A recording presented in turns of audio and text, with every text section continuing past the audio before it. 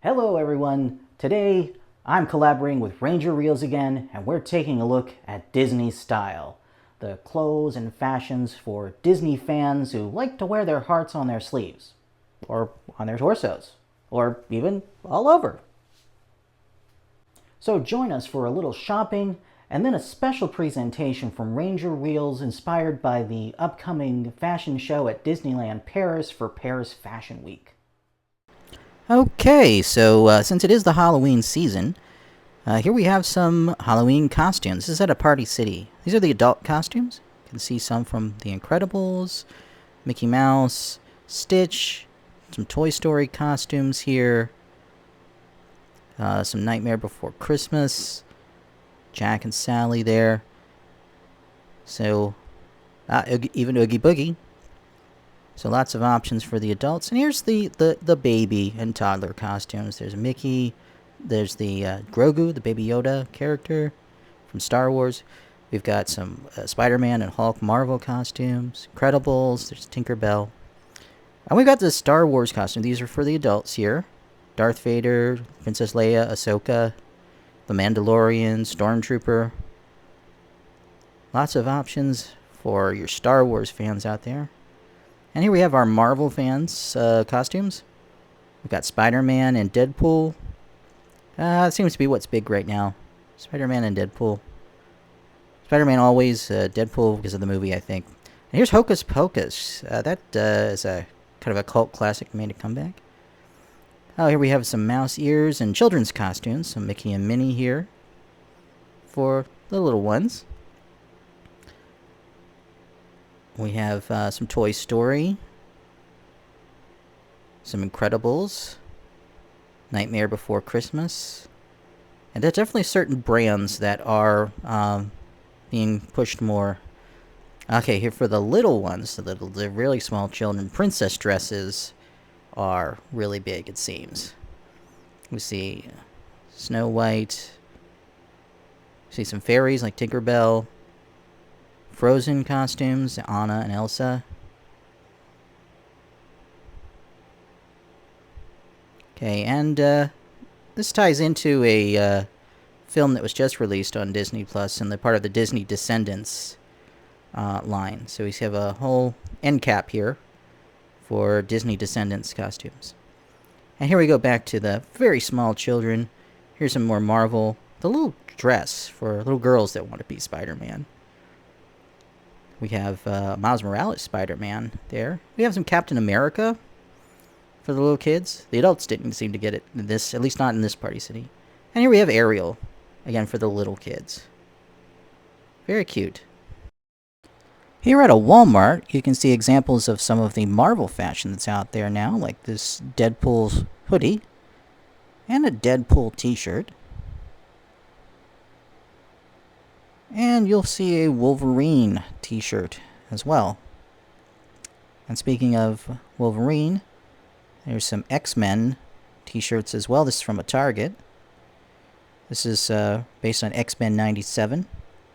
Here's a Deadpool and Wolverine together t-shirt. And another t-shirt of just Deadpool this time.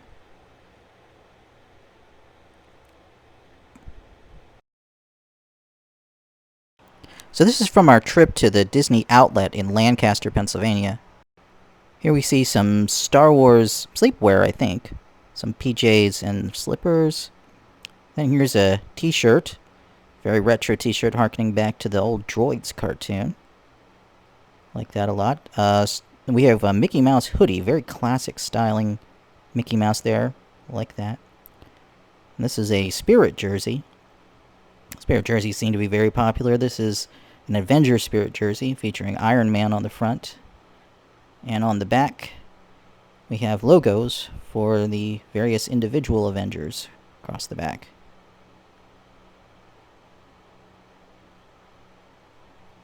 And here we have more slippers. Darth Vader and Stormtrooper slippers. Very nice. And right next to that, we have this cute little bathrobe. I think it's for the young ones, very young. And I like this print a lot. Very good artwork from Peter Pan on this button-down shirt. And here we have another Spirit jersey. This is Stitch. It's a Walt Disney World Stitch Spirit jersey with saying Walt Disney World on the back, and with another image of Stitch down there at the bottom. And now, a special presentation.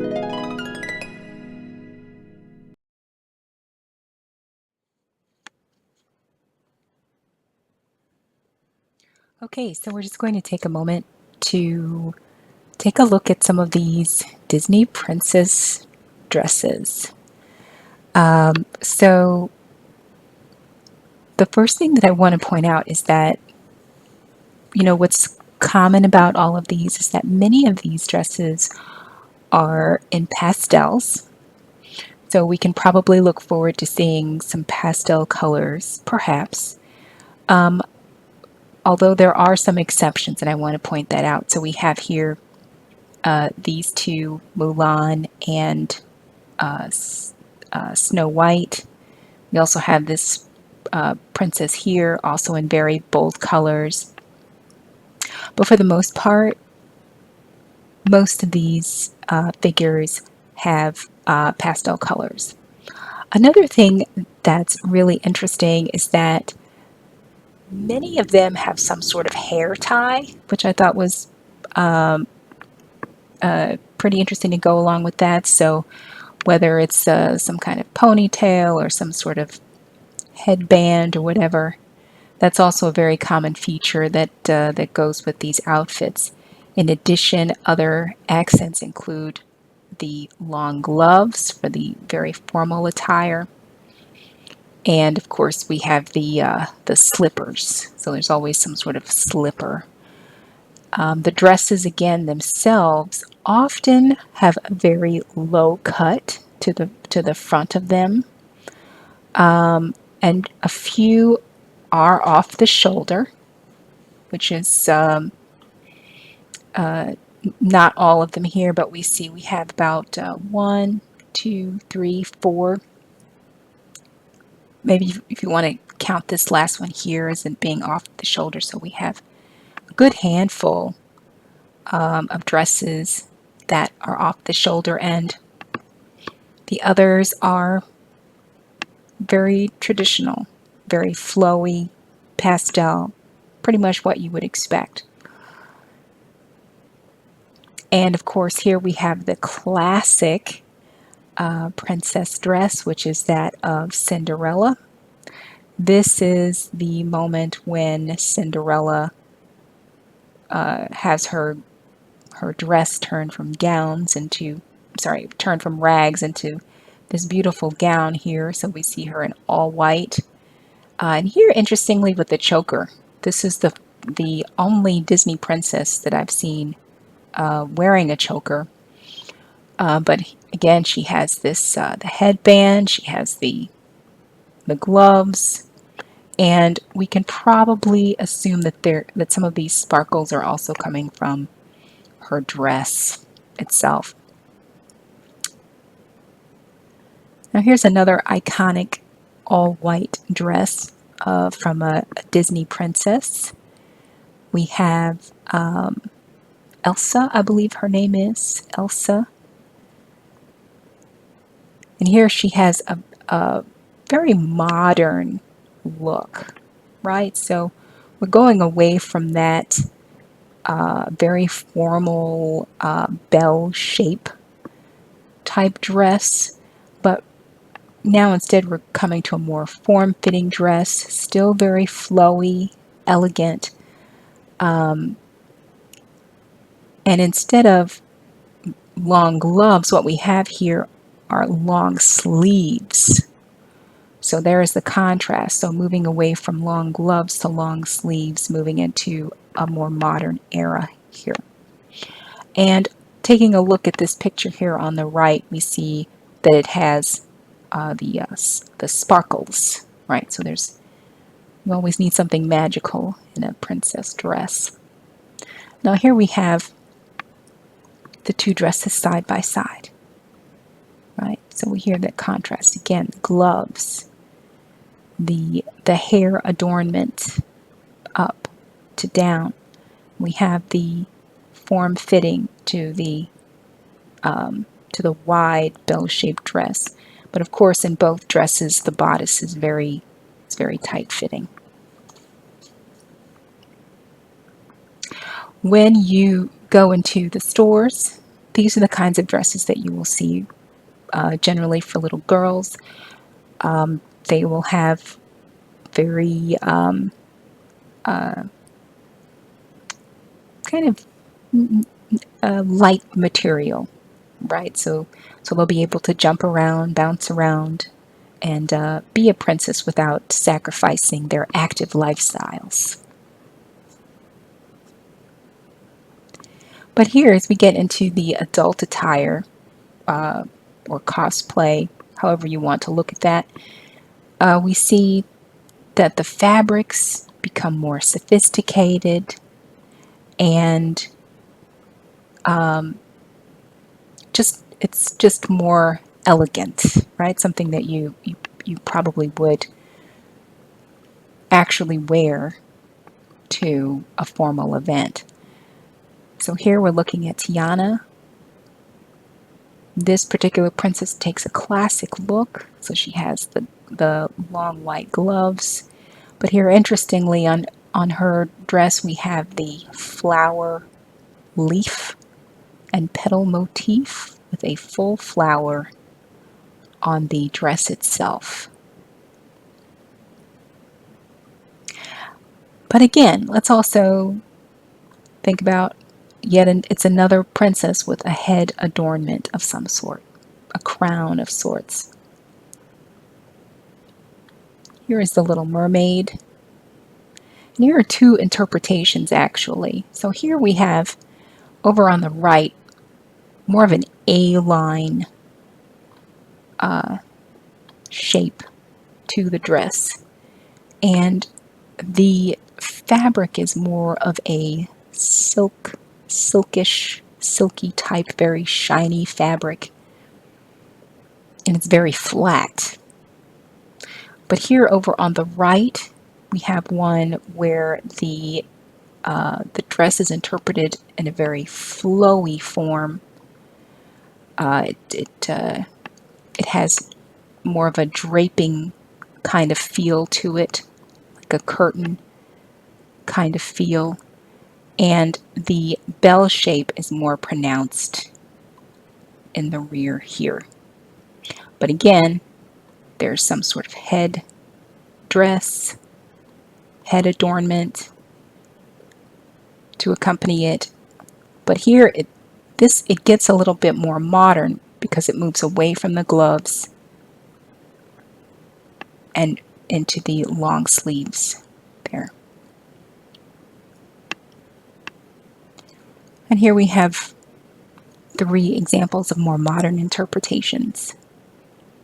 Again, we have the Little Mermaid, this here, Snow White, and this Tiana right here. Now in 2017, Disney partnered with designers for Fashion Week. So they're doing it again in 2024. But in 2017, these are some of the interpretations that designers came up with based on the classics. Let's take a look first here at Snow White. Interestingly, we have the red, the blue, the yellow. Here again, red, blue, yellow in this dress. But let's take a look here about how it sort of has sort of an ombre effect, right? So it goes from this very deep blue into the pastel. So it's sort of very reminiscent of the classic princess dress. But again here, while the classic Snow White has a very understated dress, you see here, very sort of flat, hangs down. This dress instead is flares out. It goes toward the bell shape, and this bodice here, let's see if I can zoom in just a little bit. This bodice is really interesting. So here we take what used to be the yellow or the gold from the skirt of the original dress, and here we see it moved up into the bodice, which here we see is a sleeveless bodice. Okay. Now let's take a look here at Cinderella, I believe this is.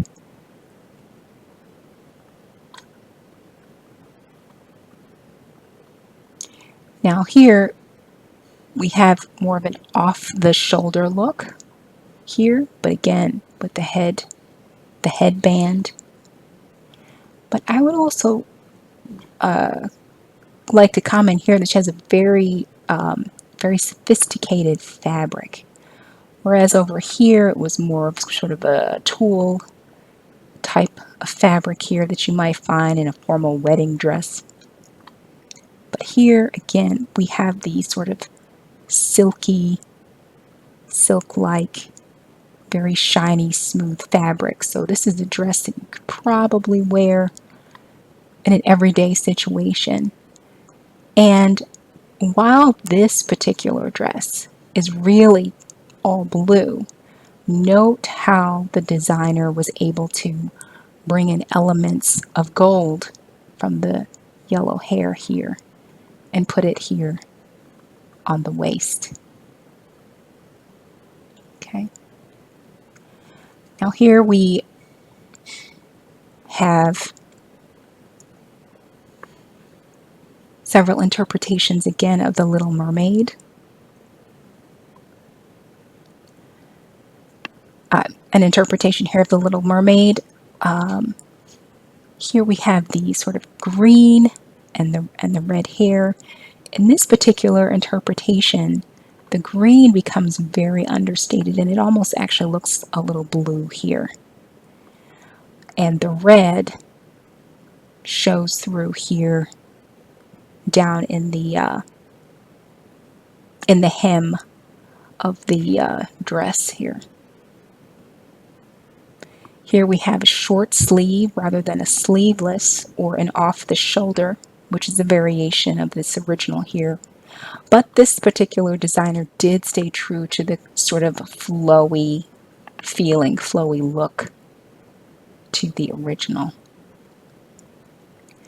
Now looking here at this princess, this is one of the few who have a sort of a pant suit, as it were. And here you can't really tell from this image whether this model is wearing pants or not, but it looks as if she might be wearing pants. What this designer has decided to do, though, is taken a little additional liberty from Middle Eastern culture, and this particular model is also wearing a veil of sorts, a lace veil over her outfit here. And instead of a green or a teal, we see that it actually looks more like a bluish color, watery blue. Okay. There's more interpretations of Tiana. And these two here on the right are what you might expect. But when we look over to the left here, this is really, really pushing the envelope here. So it almost looks as if this person stepped out of the lagoon or something. This deep sort of muddy, murky green versus the very bright, cheerful, happy green here that you see in the animated version and the adult costume here, and not even white. So we're not even doing a white dress here. It's very flowy, murky green color. Still very nice, but a very bold interpretation. Here's another interpretation of Elsa. Again, another very bold one. But I think that with this particular fabric, the designer was going for the ice, trying to recreate the feeling of ice and the cold. Not so much the flowiness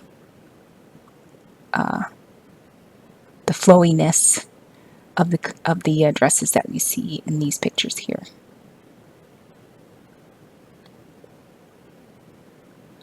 And here we have Pocahontas. So we have a call back to a Native American type of design here.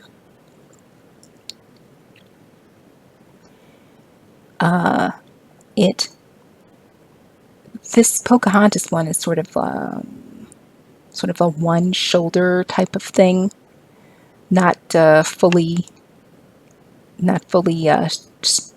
strapless, as it were. But here we do have the shoulder on this one here.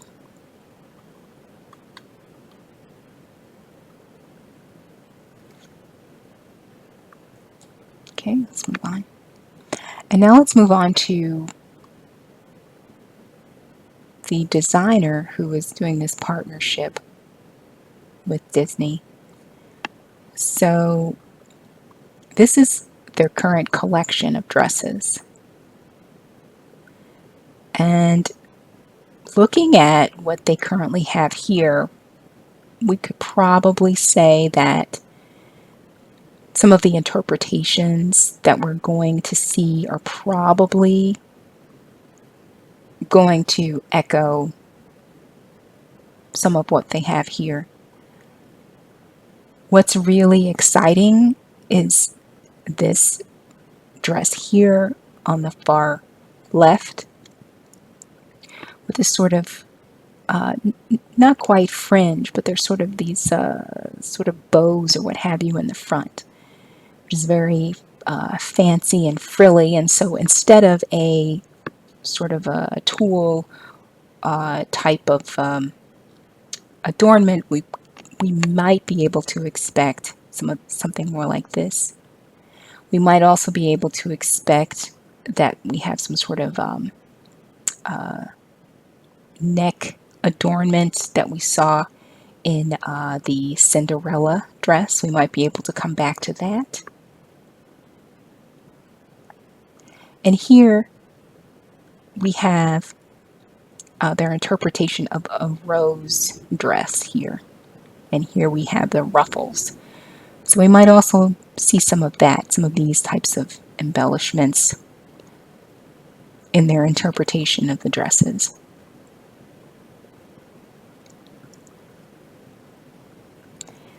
This designer does seem to like the sleeveless and the slip dress type of look here. For the most part, it's rather understated. So if we were to see too much in the way of embellishment on these interpretations, I would be very surprised. This designer seems to like very simple, very classic, I should say very straight line type of design, which echoes the classics, but it's very edgy at the same time. So they're able to take very classic looks and push them forward. Let's take another look at some of these other pages.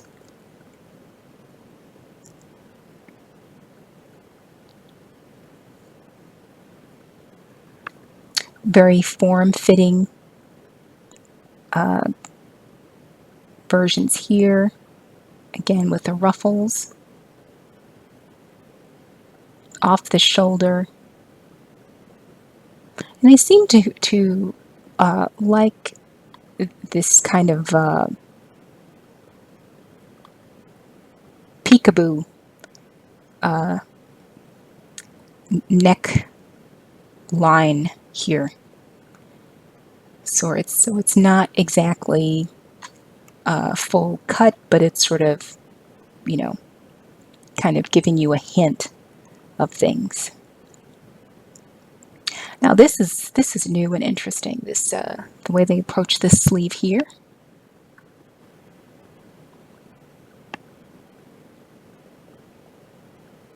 And here is our first example of something very fluffy. Perhaps this could be something that we see on the Pocahontas. We might see a repeat of that.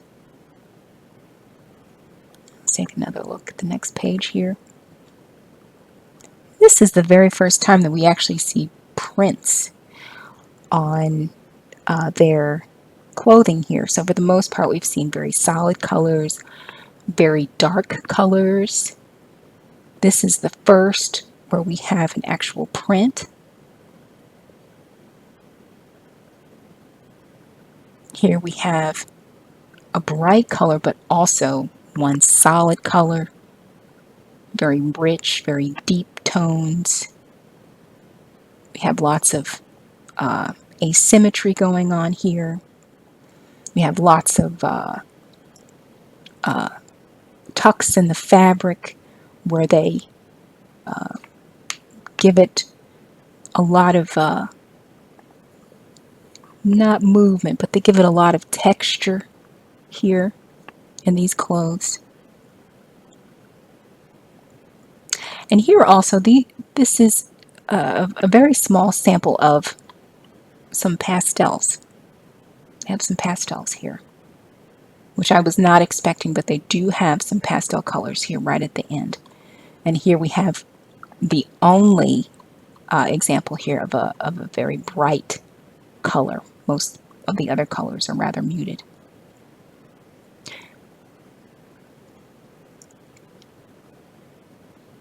So now,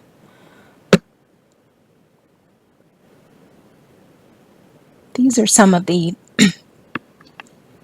princesses that did not make the cut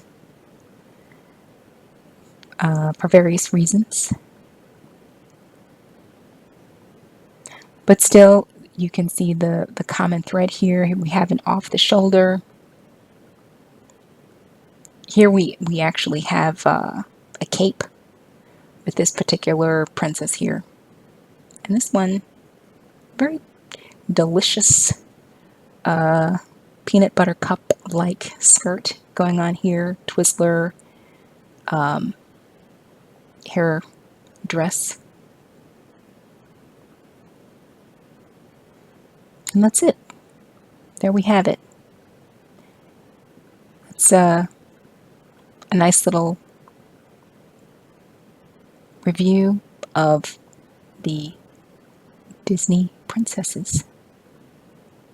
I would like to thank Ranger Reels for her fantastic analysis. I think she deserves a round of applause.